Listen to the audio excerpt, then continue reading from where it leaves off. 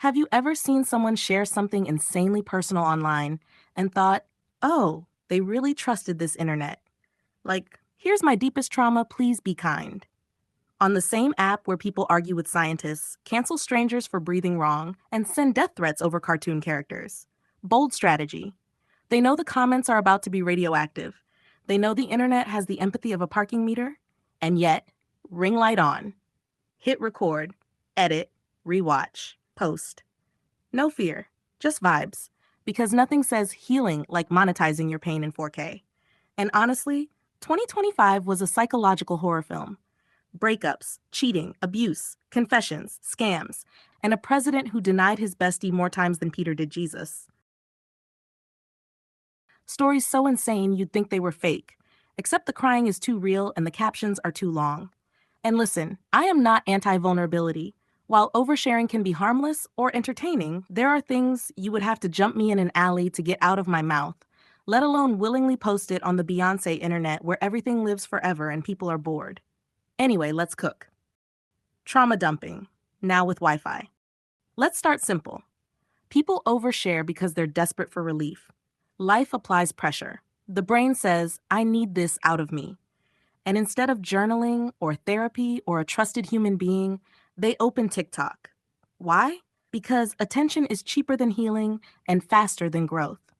Posting your trauma feels like screaming into the void, except the void responds with, I relate, sending love, and one demon saying L, and that one comment will live rent-free in your head forever. Was it worth it? Emotionally? Briefly? Long term? Ask your future self who just remembered this at 3 a.m. The screen removes shame and common sense. People overshare because the screen lies to you.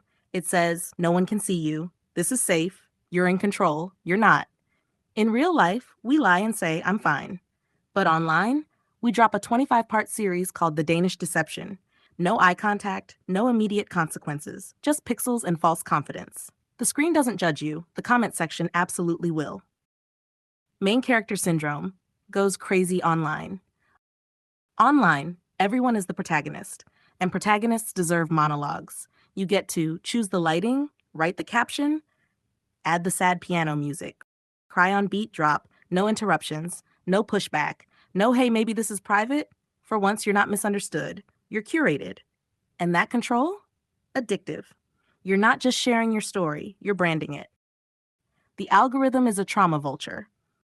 Let's stop pretending. The algorithm does not care about your healing. It cares about engagement. Post a sunset? Flop. Post I've never told anyone this before? Immediate traction. The sadder it is, the harder it slaps. The more unstable you look, the better it performs. Your worst day is content. Your breakdown is a hook. Your pain is data. Congratulations, your trauma has been optimized. Emotions. Disable the survival instinct. People don't overshare when they're calm. They overshare when they're spiraling at 2 a.m. while lonely and angry. Brain offline. In that moment, posting feels necessary, urgent, like oxygen. Tomorrow? Regret. But by then, screenshots exist, duets exist, think pieces exist, and someone stitched it with Subway Surfers gameplay. The internet never forgets. It just moves on without you. I can handle the backlash. You cannot. Everyone thinks they're immune. I don't care what people say. You do. You will. Your nervous system does not lie. Some people accept backlash like it's the price of honesty. Others think suffering makes them authentic. Sometimes they feel heard. But sometimes being heard is just strangers projecting onto you for sport. Comfort, healthy. Attention, support. Engagement, love. Reality check. Final boss. So when you see someone oversharing online, remember, that's a person choosing exposure over privacy because it feels better right now. And if you are about to post something deeply personal, ask yourself, am I ready for someone named at Fortnite King 69 to psychoanalyze my childhood in 12 words? If not, close the app. Hydrate, lie down, touch grass, because peace is fragile and screenshots are immortal. And if you're the kind of person who types cruel, useless comments just because you can, congrats, you contributed nothing. Scrolling is free, silence is elite, therapy exists, log off. 2025 may be over, but 2026 is already a brewing mess. And you know you want to sip, so stick around. Stop. That's it.